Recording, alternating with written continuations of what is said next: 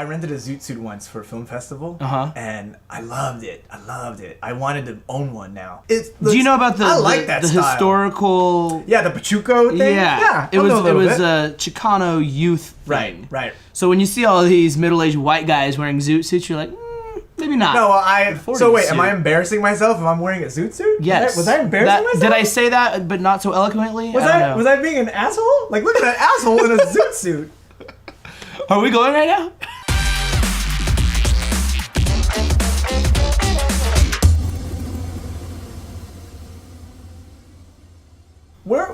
Where did you grow up? Where were you born? Well, Kenneth,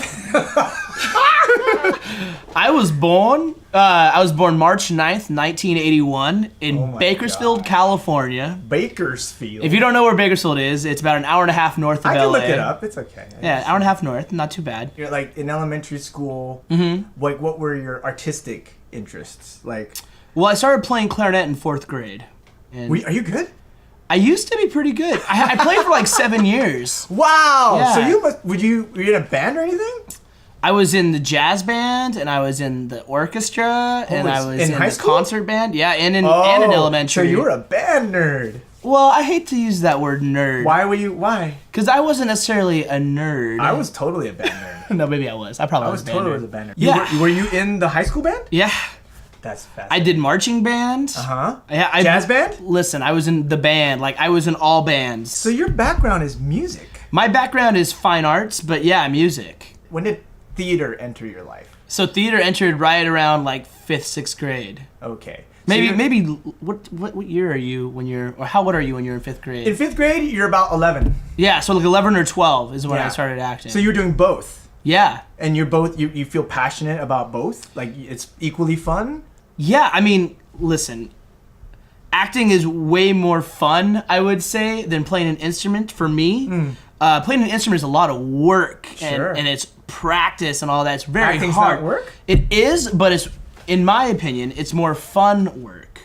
You know? You still gotta put in the hours, you still gotta learn your lines, you still gotta memorize. Well, your instrument is you. Yeah, and I used to, I did they had every year, they had like this summer festival of theater, and so I would do that as like a musical theater summer, so I would do that in elementary as well. You're a 12-year-old Marshall? Yeah. And what kind Lesbian. What kind of roles? Are you doing like school plays or what are you doing? I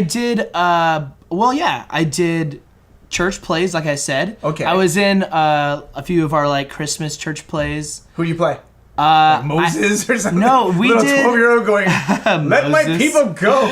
So did the acting bug bite you then at 12? Yeah, I would say early in my life. And then, yeah, for sure. Performing for your church. Performing. I think that's really what it comes down to, Kenneth, is performing. I really enjoy performing. What is it about performing that you enjoy? Is it through all aspects of it. Dancing, acting. No, but what I mean is like what is it that gets what is it that you get out of it? Like what is it that you enjoy so much about performing? Is it like, I mean, I feel like it's a little bit cliche to say, but it's a rush, And then it's also about making other people feel that way too. Like you're making people feel really great, or you're making them, I mean, not to sound like narcissistic, but like see how great I am. They're like, oh man, he's really great, So it's nice to get that validation, approval, assurance, whatever you want to call it. Sure, yeah.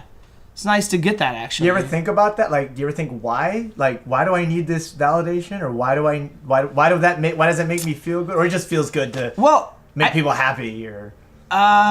Good question. I think that the reason that a lot of people want that validation is so they know what they're doing is worthwhile. They feel like that what they're doing means something to people. I think it does. Is it because maybe you're insecure on some level, or? No, I wouldn't say that. I wouldn't say insecure. I just want to make sure that what I'm putting out there is what I should be putting out there. You like making people happy. Yeah, right. Listen, I'm a very much I'm very social and I'm very out there and I'm outgoing and yeah, I like making people feel good and it rubs off on people. You know what I mean? Like if everybody's having a great time, there's a guy in the corner not having a great time. If he sees everybody having a great time, next 5 minutes he's having a great time. That's great. That's great. So that's the thing, you know, because it's a mindset, but it's also a way in which you just are every day. It's a choice. When did ska enter your life? I got into ska like about freshman year.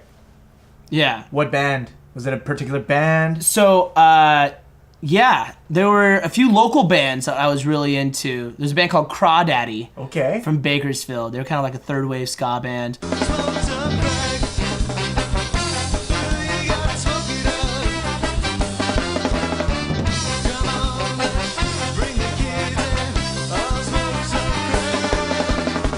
While I was in jazz choir, some guys were like, here's a tape. Remember tapes? So we had a tape and it had Skank and Pickle on it. Set my alarm to wake me at 11. The sun was shining in my face when I woke in. My mom yelled at me that my friend was here at 7. And it had the specials on it. Stop your messing around. So talking to me about that, you're dancing to the ska too? Well, yeah, because you got to skank, man. You guys got to skank to ska. Come on. Well, that's the pattern I'm noticing. I'm noticing like you seem to be really into things that encompass your entire body. Acting is certainly physical, but like musicals is probably everything where you're singing, dancing, and acting. Yeah, super fun. Sometimes super fun. at the same time. Yeah. Okay, so my friend Jason O'Brien, he told me about this band that was playing called Big Bad Voodoo Daddy. Well, friends, let me tell you about this guy that I once met. Smooth talker with an export cigarette.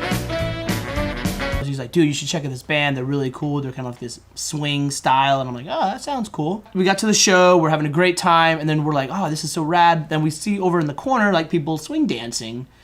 And we're like, oh, that looks awesome. Let's go talk to those people. We walked over to them and we're like, hey, you know, we love what you're doing. We have no idea what's happening. Like, can you talk to us a little bit about what's happening, what you're doing? Like, oh yeah, this is, you know, we're swing dancing. We learned down at this place called Center Stage Dance Studio in downtown Bakersfield. Long story short, we're there every Wednesday. We became really good friends with all these people. You got bit by the bug. Totally got bit by the jitterbug. Did swing dancing just swallow you up? Literally. Okay. And yeah. So... And I mean, I still love like ska and playing music and all that, but dancing just kind of consumed me. Right. And then I got into college. I went down to CSUN for college, and I danced like 5-6 nights a week. Wow. Yeah. Did you get like trophies and stuff? So I was never first place. Like, is there nationals? You know? For there that are. shit? Yeah, I made the finals. I made the finals in the amateur Lindy Hop competition at the National Jitterbug Championships. This is fascinating. That's top 10. Because I met you as an actor. Yeah. And now I'm hearing all this, like, it's almost like a double life. It's like, wait, no, I'm really a dancer. No, I'm both. No, I know you are, but it's fascinating to see this other side. I'm a double threat? I don't know. Maybe... I mean, you're double just threat you're or just triple a threat. threat? You're just threatening. I'm a threatening person. Yeah. When you graduate, did you graduate? Mm-hmm. Okay, so and did you with communication studies, with an emphasis in media. Now, was the idea like? All right, I can't dance my life away. I gotta like have a real job. Did that ever happen? Or? Okay, so let me be frank with you. I actually wanted to go to Cal Arts as like a drama major. But I didn't make it in. But I went for the audition, I did all the things. But I thought maybe it was a blessing in disguise, you know? Because once you graduate with a theater degree, good luck, you know? So being that I was able to then go to Northridge and get like this kind of all-encompassing media degree, it was wonderful because then I could actually work when I got out of college. So I got into reality television, of all things. Yeah. Worked in reality TV right out of college. While you're doing that, and what's going on with your creative life? What's going on with your artistic life? I'm still dancing. I never stopped dancing. Mm-hmm. There's people like, oh yeah, I stopped dancing for 2 years. Never stopped dancing. I've been dancing. You can get rusty quick, consistently. Huh? Is it a thing where you get rusty real quick? Is that what it is? Or I don't know if it's a thing that people get rusty, maybe they just lose interest or muscle other things come up. Oh no, it's like, okay. I don't know necessarily. You've never lost interest. It's like, exactly. Oh, I love this is in my blood. Like I found it and I was like, okay, this is what I'm doing. Like so, Like whether I'm great at it or whether I'm okay at it, like this is Marshall's. So you'll be 80 years old, like just still trying. I still know the moves. I literally like there's some old timers as we call them, and they're out there busting it up, man. When did the acting kind of start picking up again, or the acting bug start to kind of get back to you again? You know what's funny is that like I hadn't really thought about it, and then Faith Granger, who put together that Deuce of Spades independent film, that's where I met Eric Calero, aka the Vinyl Geek. Right. That's where I met him. What was he doing there? He was the lead, and I was his best friend in it. So was that a movie? There was a movie, but the movie was so messed up that she couldn't quite get her stuff together, and so we both ended up dropping out. Define messed up. Scheduling and call times. So and the production everything was having a hard time being organized. Yes, very, very, very disorganized. She was like, "Oh, we're gonna shoot, next week." Like a low budget, independent. Like, how about no budget? Okay, no budget. Hey, I know all about that. So I was like gonna be volunteering my time as like a maybe a possibility of it being a bigger thing. That's fascinating. So you and Calero met on a movie. Yeah. Where you played his bestie? Yeah. Okay. And did it get finished? So it did get finished. They ended up getting a new lead and a new best friend. Get out of town. So yeah, wait, so me and Eric both dropped out. We're like, F this. Wait. Oh, so you dropped out in the middle of production? Well, there was no production yet. We were doing rehearsals. Like, oh, you haven't shot anything Didn't yet? shot anything. Holy crap. Yeah. But you guys stayed friends. Yeah. We became really good friends, and he was like, oh, yeah, I'm doing some stuff. With Vinyl Rewind, he started to talk about his show. So he started talking about Vinyl Rewind, and then he invited me to be in the show. Vinyl Rewind.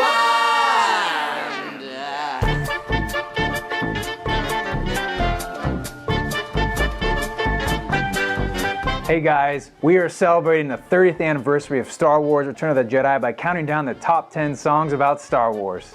Let's preface this list by stating that we have excluded any covers or parodies and picked songs based on their musical quality and not just the lyrical content. So who came up with that character, Professor Watson? You did? He did. Yeah. The history of ska can be divided into 3 categories or waves. Okay, so he's the one that came up with Professor Watson. Like, oh, I want you to be Professor Watson. Mm-hmm. And he explained the role. And you're like, oh, I get it. I can be this guy. Yeah. Awesome. He's like, oh, cool. All right.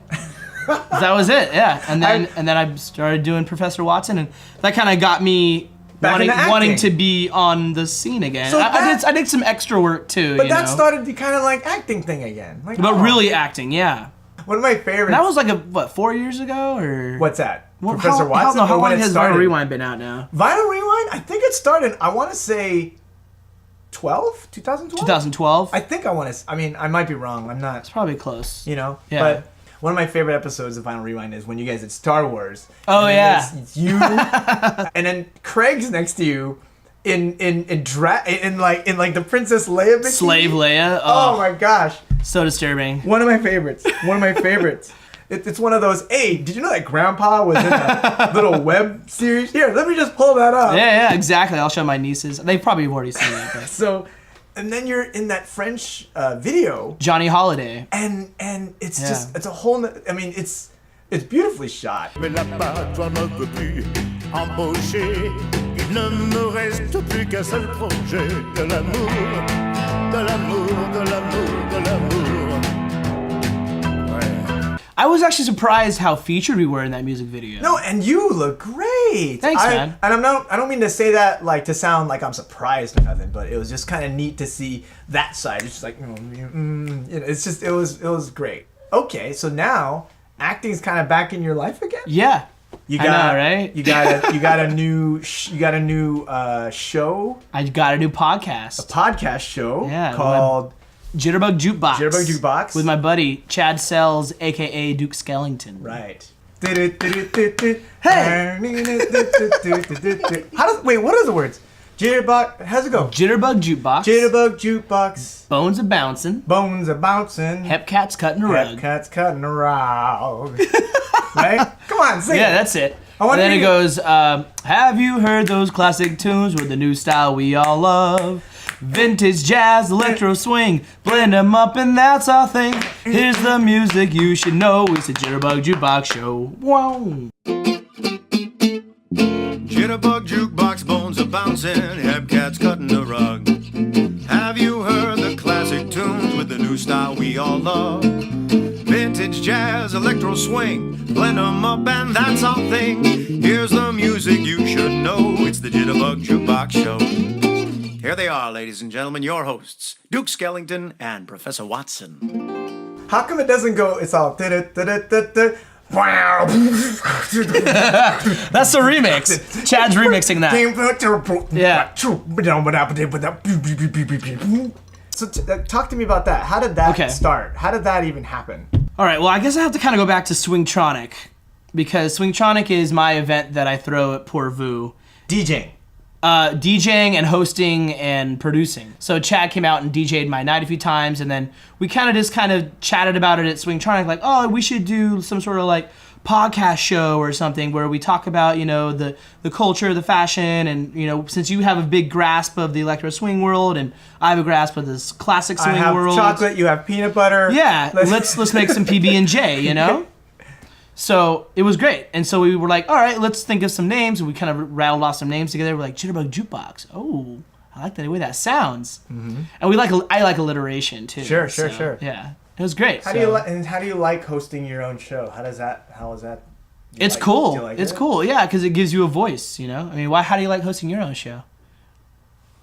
It's fine. I haven't done it long enough to even think about it, honestly. Yeah. I just enjoy good conversation. Yeah. So you're doing Jitterbug Jukebox. Yes. And you're having fun with that. But then acting's kind of taken off too with the like Coen Brothers thing. Yeah, that was a very lucky break, I guess you could say, because that was an open call. That was an open casting call. They're like, hey, we're looking for 1950s types, and my buddy Dave, he hit me up. He's like, hey, you should probably go to this. And I was like, yeah, okay, I'll go. So I totally decked myself out 1950s. I look sharp. And then I get a call being like, hey, you know, Joel and Ethan, look at your headshot. They really like your look. They'd like to feature you in the movie Hail Caesar as one of the communist screenwriters. Now that's hilarious to me because there was dancing in that show and you weren't one of the dancers. So I actually asked about that. I asked about that, yeah. And I was like, wait, but I said, can I also dance too? Because I want to be in the dance scene. They're like, well, actually, this is a bigger role. Uh-huh. And I was like, okay. So then they hit me up about the new movie Suburbicon that George Clooney is directing. Okay. And so I have a small role in that too. It's you like talk in that one? I do not have any speaking roles. So if you're listening and you want to give me a speaking role, please help me out. Yeah. So what are you excited about? Like for the future, like what are you? There's so many possibilities, man. That's what I love about just life in general. Is that just when I first graduated, from college, be like, oh, you're gonna be running your own podcast and doing nights in Hollywood on a regular basis, and you're gonna be DJing in downtown LA regularly at a club. Be like, no, I won't. But you never know, right? There's so many possibilities and opportunities out there. I'll take them as they come. That's kind of what I boil down to, because I've done a lot of things and I've done a lot of jobs, you know. I've done sales jobs. We won't talk about any of those, but I've done stuff like that too, you know. And I was like, not for me. But it's that experience that gives you that insight to like, no, that's not what you want to do. You're right, you know. So if something comes along, I'll probably say yes to it, and then I'll decide later if I want to do it, you know. For my life as it is, I'm one of those like I'm a yes man a little bit. Just like yes to life kind of thing? Yeah. All right, I'll give that a shot. Yes to life and yes to opportunities. And honestly, I think Jitterbug Jukebox could become a huge thing because nobody is doing it like we are. Nobody's covering both spectrums of both the classic swing, vintage jazz, and electro swing, and interviewing those DJs and like letting them get their shine on too. Hey man, I support it. I put Jitterbug Jukebox in that kind of category where it's like, it's a fluke. No one knows the magic formula to anything. Right. People like Batman was a fluke. You know that? Like, oh, it's Batman, and people go, huh? But no, enough people. But once it's born, people go, hey, that's cool, Batman. And now we have Batman for like 80 years, forever. Can you imagine? You're a 40-year-old Walt Disney. Hey, look, that's a mouse, Mickey Mouse. And then I'm sure there's a guy that went, what the fuck is that? That's bullshit. And now we all work for that bullshit company. It runs a world, but yeah. And it owns everything. Yeah. Everything that's cool, it just swallows up like a. Oh, Star Wars, I'll take that. Yeah, Muppets, I'll take that too. Oh, Marvel, I'll take that thing too. So everyone looks at the success and goes, oh yeah, but no one like remembers that you know, before James Brown went, hey, there wasn't a hey. That didn't exist. So Yeah. I put Jitterbug Jukebox in that. It's like when you get to be the first of anything, that's cool. And it's the first ever North American electro swing podcast. There you go. So yeah, I think it's great. I think with Ragtime Records, who is Duke Skellington's record label, I think that it'll be cool to have them involved with it too. And maybe we'll travel, maybe we'll tour around, you know, do some Jitterbug Jukebox live. Do dance events or something like Yeah. that. And then you can mix your Jitterbug Jukebox and your DJ. Boom. And the event. Done. And do like a Jitterbug Jukebox like tour. Exactly. See, man, I got ideas. Listen, I like your ideas as much as mine. Almost. Almost. Well, thanks for coming, man. That's cool, man. Thanks for coming and sharing your. I know it went off on a evolution. lot of different directions, but Well, that's you okay. go off in a lot of different. I know. You cover a lot of ground. I got a lot of ground. Like, I mean, do you sing too? Yeah. Jeez. But I don't sing professionally or anything like that. But I can sing. I can carry a note. Okay. You know? What E? Tenor. I carry I'm a tenor. E. I carry the D note. You carry the D note. Carry D's. D's nuts. Oh! Awesome.